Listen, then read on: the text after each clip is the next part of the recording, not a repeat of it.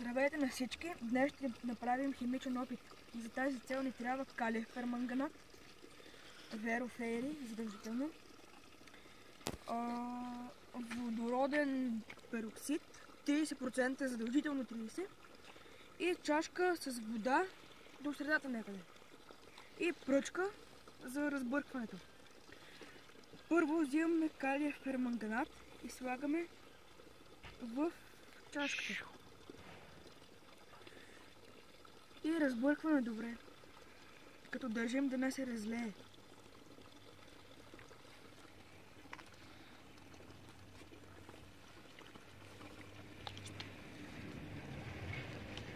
И ето, готово е.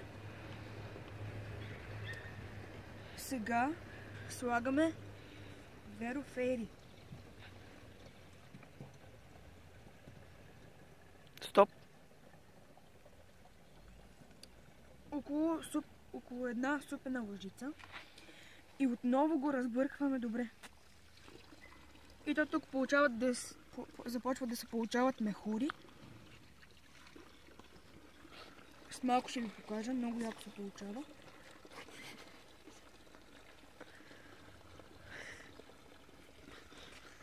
Ето.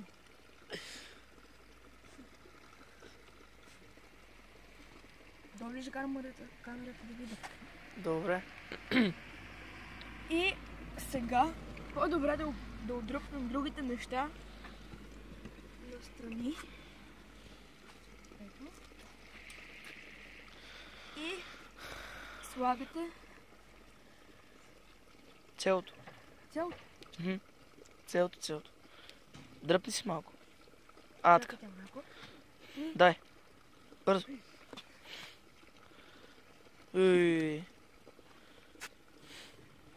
И ето вижте какво става. Много хубаво мирише. Отделя се газ, топлина. Да, газ и топлина се отделят. И тук, ако виждате едни мънички